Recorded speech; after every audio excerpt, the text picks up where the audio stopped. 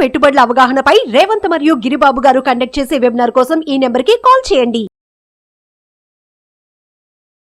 నమస్తే, welcome to Suman TV. నేను విష్ణు. ప్రస్తుతంతో పాటు సీనియర్ ఫినాన్స్ ప్రొఫెషనల్ గిరిబాబు గారు ఉన్నారు. వారితో మాట్లాడదాం. సార్ నమస్తే. సార్ గిరిబాబు గారు నమస్తే అండి. సార్, ఈ మధ్య చాలా ఫ్రీక్వెంట్గా ఈ బిజినెస్ మ్యాగజైన్స్లో, ఫినాన్షియల్ మ్యాగజైన్స్లో ఈ డెట్ ఫండ్స్కి సంబంధించిన ఆర్టికల్స్ చాలా ఎక్కువగా వస్తున్నాయి. అంటే ఎందుకు ఈ మధ్య ఇంత పెద్ద ఎత్తున డెట్ ఫండ్స్కి సంబంధించిన బజ్ ఏర్పడుతుంది? అండ్ అంటే నాకు తెలిసినంత వరకు నేనేం విన్నానంటే ఈ డెట్ ఫండ్స్ మీద వచ్చే రిటర్న్స్ మ్యాక్సిమం ఒక 6 to 7% అంట. అంటే which is equals to inflation or FD, అంతే, అంత రిటర్న్సే. బట్ ఎందుకు ఇంత పెద్ద బజ్ వస్తుంది? అంటే వెన్ కంపేర్ టు ఈక్విటీ, మనం ఈక్విటీలతో పోల్చుకుంటే తక్కువ ఒక 12 to 15% అక్కడ జనరేట్ అవుతుంది కదా. సో ఈ రెండింటిని ఎలా కంపేర్ చేయొచ్చు అంటారు? వెరీ సింపుల్ అండి. నార్మల్గా ఈక్విటీ మ్యూచువల్ ఫండ్స్లో 12 to 15% రిటర్న్ వస్తుంది అనేది అందరికి తెలుసు. కానీ మీరు ఒక 6 months ఇన్వెస్ట్ చేస్తాను, ఒక 1 year మాత్రం ఇన్వెస్ట్ చేస్తా, ఒక 2 years ఇన్వెస్ట్ చేస్తా, అప్పుడు వస్తుందా 12 to 15? రాదు కదా. మీకు చాలా తక్కువ టైం కోసం మాత్రమే ఇన్వెస్ట్ చేసేటట్టయితే ఈక్విటీకి రావద్దు, ఎందుకంటే నష్టభయం ఎక్కువగా ఉండే ఛాన్సెస్ ఉన్నాయి. మరి అలాంటి వాళ్ళు ఎక్కడ ఇన్వెస్ట్ చేయాలి? వాళ్లకు బెస్ట్ వచ్చేసి డెట్ ఫండ్స్. మీకు తెలుసో తెలీదో, మొత్తం ఎంటైర్ మ్యూచువల్ ఫండ్ ఇండస్ట్రీలో ఇప్పుడున్న వాల్యూమ్ 55 lakh crore. ఇందులో మోర్ దెన్ 60% డెట్ ఫండ్స్ ఉంటాయి. ఈక్విటీ ఫండ్స్ వచ్చేసి 40% అయితే డెట్ ఫండ్ యొక్క మొత్తం ఇన్వెస్ట్మెంట్ పోర్షన్ మోర్ దెన్ 60% ఉంటుంది. అంటే మార్కెట్ నిండా అంతా డెట్ ఫండ్సే ఉంటాయి. డెట్ మార్కెటే పెద్దది చాలా ఈక్విటీ కంటే కూడా. ఎందుకు అంటే మీకు ప్రతిదీ ఇన్వెస్ట్మెంట్, రిటర్న్స్, గ్రోత్ ఒకటే కాదు, స్టెబిలిటీ ఈజ్ ఇంపార్టెంట్. నాకు పలానా టైం లోపల ఇంత డబ్బులు కావాలి అంటే రావాలి, అంతే, అది ఇంపార్టెంట్. అయితే ఆ పర్స్పెక్టివ్ తీసుకుంటే డెట్ ఫండ్స్ తక్కువ వచ్చినప్పటికీ చాలా మంచి ఇన్వెస్ట్మెంట్స్. ఎలా అంటే ఇప్పుడు ప్రజెంట్ ఉన్న సినారియోలో ఇప్పుడు interest rate high scenario cycle నడిచింది లాస్ట్ 1-2 years నుంచి.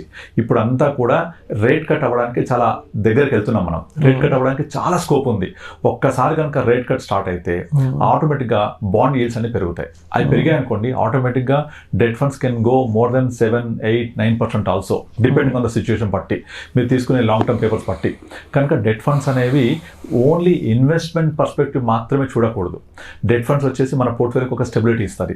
సపోజ్ నేను ఒక 5 కోట్ల పోర్ట్ఫోలియో, 10 కోట్ల పోర్ట్ఫోలియో బిల్డప్ చేసుకోవాలనుకుంటే మొత్తం ఈక్విటీలో పెడితే నాకు సడన్గా అవసరమైనప్పుడు ఎక్కడి నుంచి తీసుకోవాలి నేను? అందుకే మన పోర్ట్ఫోలియో ఒక బ్యాలెన్స్ పోర్ట్ఫోలియో ఉండాలి.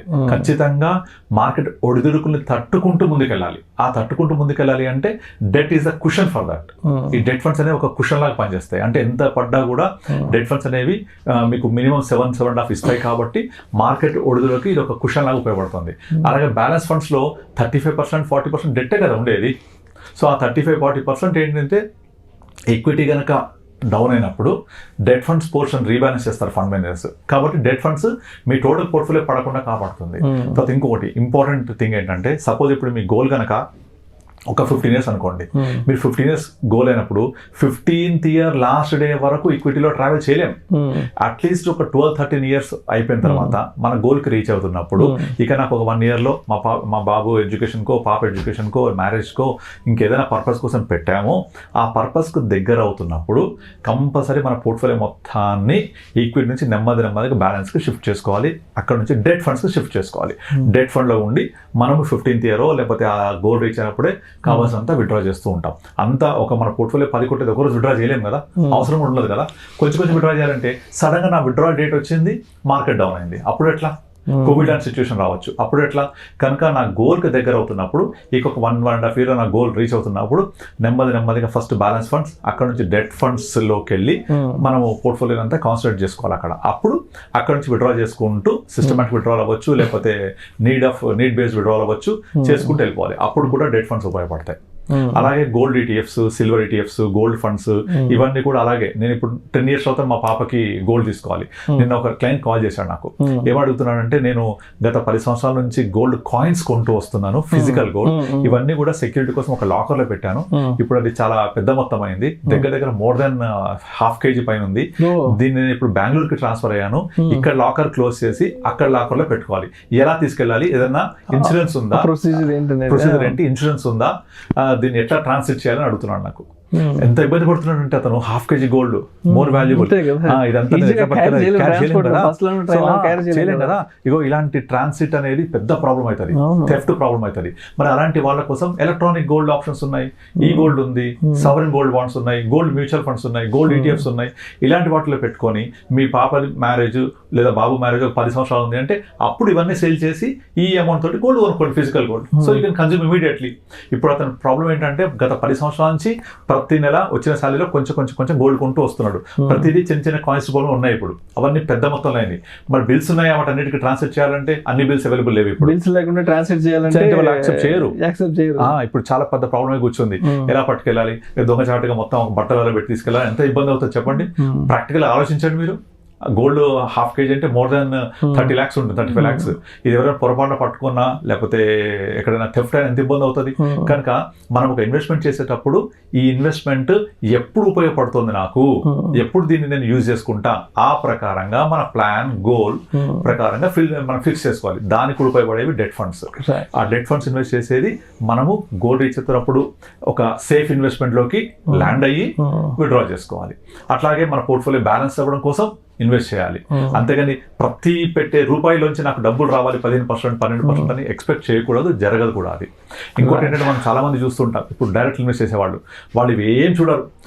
పలానా ఫండ్స్ పెరుగుతున్నాయి, ఇప్పుడు పిఎస్సి ఫండ్స్ బాగా పెరిగాయి, డిఫెన్స్ ఫండ్స్ పెట్టాయి అందులో. సో నాకు అడుగుతూ ఉంటారు పెట్టొచ్చా ఇప్పుడు అని చెప్పేసి. ఎస్, ఆల్రెడీ ఆ సైకిల్ అయిపోయే మూమెంట్కి వచ్చి హై అయినప్పుడు పెడుతున్నాం మనం.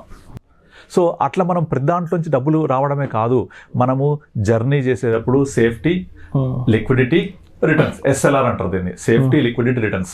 ఈ సేఫ్టీ ఉండేలాగా, లిక్విడిటీ ఉండేలాగా, రిటర్న్స్ వచ్చేలాగా అలా బ్యాలెన్స్ చేసుకుంటూ వెళ్ళాలి. ఇంకోటి ఏంటంటే మీరు చాలా ఫ్యాక్టర్స్ కనుక తీసుకొని ఒక పోర్ట్ఫోలియోని డెట్ ఫండ్స్ ఒక 30% పెట్టుకొని రిమైనింగ్ ఒక 60% ఈక్విటీ అంటే 90, ఒక 10% గోల్డ్ పెట్టుకున్నా, ఫుల్ ఈక్విటీ పెట్టినా లేదా ఫుల్ డెట్ పెట్టినా మీకు వచ్చే రిటర్న్స్లో లాంగ్ టర్మ్లో పెద్ద డిఫరెన్స్ రాదు, హార్డ్లీ 3-4% వస్తుంది. కనుక 60-30-10, 60 equity, 30 debt, 10 gold or commodities ఇలా పెట్టుకుంటే వచ్చే రిటర్న్స్ ఒక 14 అవుతే ఫుల్ ఈక్విటీ ఇంకో 0.5% పెరుగుద్ది అంతే.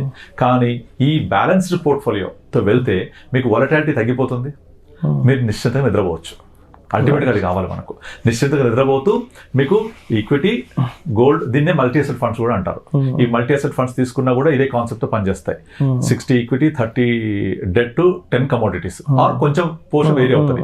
అంటే ఈక్విటీ అనేది 55-60 మించదు.